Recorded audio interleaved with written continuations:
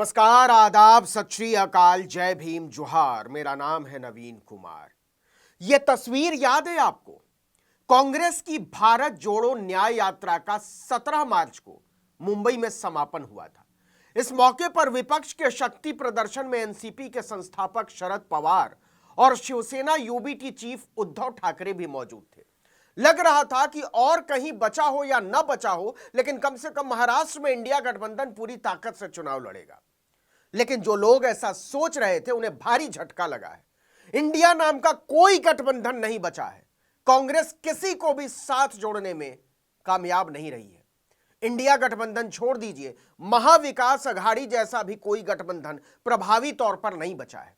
एकनाथ शिंदे और अजीत पवार के इससे अलग होने के बावजूद नहीं बचा है।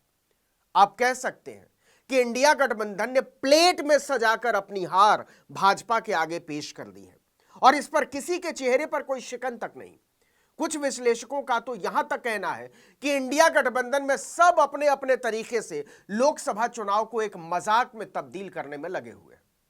हालत यह है कि कांग्रेस की मर्जी के खिलाफ जाकर उद्धव ठाकरे ने महाराष्ट्र में 17 उम्मीदवारों की घोषणा कर दी। वहीं वंचित बहुजन अघाड़ी के नेता प्रकाश अंबेडकर ने भी महाविकास अघाड़ी से अलग लोकसभा चुनाव अकेले लड़ने का ऐलान कर दिया। उन्होंने बिना कांग्रेस से पूछे वीबीए के 8 उम्मीदवारों की घोषणा कर डाली। इतना ही नहीं, स्वाभिमानी शेतकरी संगठन के अध्यक्ष पूर्व सांसद राजू शेट्टी ने भी महाविकास अघाड़ी के साथ गठबंधन करने से साफ इनकार कर दिया। एमवीए ने हाथ कड़ंगने की सीट शेट्टी को देने का प्रस्ताव दिया था। तो सवाल है कि महाविकास अघाड़ी या इंडिया गठबंधन है कहां? कहीं भी यह प्रभावी तौर पर तो नजर नहीं आ रहा है। कांग्रेस पार्टी ने महाविकास अघाड़ी के सबसे प्रमुख साझेदार शिवसेना यूबीटी पर भी इसके साथ ही हमला बोल दिया। देखिए कि महाराष्ट्र में महाविकास अघाड़ी भारी संकट में नजर आ रहा है। शिवसेना उद्धव गुट ने 27 मार्च को 17 कैंडिडेट्स का ऐलान कर दिया, लेकिन इनमें 3 सीटों पर कांग्रेस के दावेदार टिकट का इंतजार कर रहे थे। Mumbai north west, Mumbai south central और सांगली। कुछ सीटों पर तो कांग्रेस के नेताओं का दावा है कि बाकायदा राहुल गांधी ने उनसे टिकट का वादा कर दिया था। इसका मतलब यह हुआ कि उद्धव ठाकरे ने राहुल गांधी का भी ख्याल नहीं किया, उनकी भी परवाह नहीं की। जैसे मुंबई नॉर्थ वेस्ट से संजय निरुपम लोकसभा लड़ने की तैयारी कर रहे थे, उन्हें खुद राहुल गांधी ने टिकट का भरोसा दिया था, लेकिन उद्धव गुट ने वहां से अमोल कीर्तिकर को उतार दिया। आपको बता दें कि अमोल कीर्तिकर को खिचड़ी घोटाले में ईडी ने समन भेजा है। शिवसेना यूबीटी के लिस्ट आते ही संजय निरुपम बुरी तरह भड़क गए और उद्धव ठाकरे पर हमला बोल दिया। उन्होंने अमोल कीर्तिकर पर आरोपों की झड़ी लगा दी। संजय निरुपम ने मीडिया से कहा कि कांग्रेस को नीचा दिखाने के लिए जानबूझकर ऐसी हरकत की जा रही है। उद्धव ठाकरे ने जिस उम्मीदवार का नाम प्रस्तावित किया है वो कौन है? वो खिचड़ी स्कैम का घोटालेबाज है। उसने खिचड़ी सप्लायर से चेक में रिश्वत ली है। कोविड के समय प्रवासी मजदूरों को बीएमसी ने मुफ्त भोजन उपलब्ध कराया था। यह सराहनीय कार्यक्रम था, लेकिन गरीबों के खाने में से भी शिवसेना के उम्मीदवार ने कमीशन खाया है। संजय निरुपम के शब्द हैं। आपको बता दें कि अभी उत्तर पश्चिम सीट से अमोल के पिता गजानन कीर्तिकर सांसद हैं, एकनाथ शिंदे के साथ चले गए। वो सीएम एकनाथ शिंदे के गुट में तब चले गए थे जब बगावत हुई थी। 2019 में उन्होंने संजय निरुपम को 2,60,000 से ज्यादा वोटों से हराया था। इसी तरह मुंबई साउथ सेंट्रल से कांग्रेस की वर्षा गायकवाड़ टिकट चाहती थी। आपको बता दें कि वर्षा के पिता स्वर्गीय एकनाथ गायकवाड़ ने तत्कालीन लोकसभा स्पीकर मनोहर जोशी को हरा दिया था। यह अप्रत्याशित था, उन्हें जायंट किलर कहा गया था। लेकिन मुंबई साउथ सेंट्रल से उद्धव ठाकरे ने अपने करीबी राज्यसभा सदस्य अनिल देसाई को टिकट दे दिया है। मतलब यहां भी कांग्रेस की उम्मीद खत्म। ऐसी ही एक सीट है सांगली। सांगली से कांग्रेस विश्वजीत कदम को उतारने का वादा कर चुकी थी, लेकिन उद्धव गुट ने वहां से चंद्रहार पाटिल को खड़ा कर दिया। इसके बाद कांग्रेस के नाराज नेता सोनिया गांधी से मिलने दिल्ली पहुंच गए। लेकिन महाविकास अघाड़ी में सिर्फ फुटअव्वल की स्थिति यह है कि इसके कितने हिस्से होंगे पता नहीं। इसे ऐसे समझिए कि सांगली सीट पर उद्धव उम्मीदवार उतार चुके हैं, कांग्रेस अड़ी हुई है और इसी बीच प्रकाश अंबेडकर ने इसी सीट से ओबीसी बहुजन पार्टी के प्रकाश अन्ना शेंडगे को मैदान में उतारने का ऐलान कर दिया है।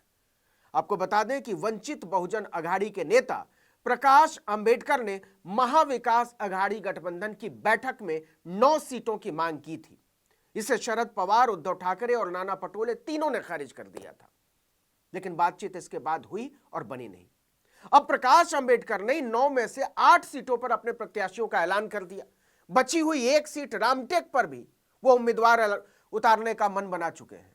इसी तरह पूर्व सांसद राजू शेट्टी ने हाथ कड़ंगले सीट से निर्दलीय लड़ने का ऐलान कर दिया। एमवीए ने ऑफर किया, तब भी राजू शेट्टी स्वाभिमानी शेतकरी संगठन के अध्यक्ष और बड़े किसान नेता माने जाते हैं। इसका मतलब तो यह हुआ कि इंडिया गठबंधन नाम का जो गुब्बारा फुलाया गया था, उसकी चुनाव से पहले ही हवा निकल चुकी है। देखिए कि शिवसेना, यूबीटी और कांग्रेस के बीच महाराष्ट्र में सीट शेयरिंग को लेकर कई दौर की चर्चाएं हुई, लेकिन मुंबई की 6 सीटों पर कांग्रेस और उद्धव के बीच सहमति नहीं बन पा रही थी। कांग्रेस मुंबई की 3 सीटों पर चुनाव लड़ना चाहती थी, वहीं उद्धव मुंबई की 4 सीटें, Mumbai south, Mumbai north west, Mumbai north east और मुंबई साउथ सेंट्रल अपने लिए मांग रहे थे। यह मामला इतना पेचीदा बन गया कि राहुल गांधी ने 22 फरवरी को भारत जोड़ो न्याय यात्रा के बीच उद्धव ठाकरे को फोन किया और लगभग 1 घंटे तक बात की। बावजूद इसके दोनों के बीच कोई बात नहीं बनी। आपको बता दें कि 2019 के चुनाव में अविभाजित शिवसेना ने महाराष्ट्र की 48 में से 22 सीटों पर चुनाव लड़ा था और इनमें से 18 पर उसने जीत हासिल की थी। इसमें मुंबई की 3 सीटें भी शामिल थी। उस चुनाव में बीजेपी को 23 सीटें हासिल हुई थी, एनसीपी को 4, कांग्रेस को केवल 1 और एक ही सीट असदुद्दीन ओवैसी को भी मिली थी। उद्धव की शिवसेना अभी भी वही दबदबा चाहती है, जबकि उनकी पूरी पार्टी बुरी तरह बिखर चुकी है।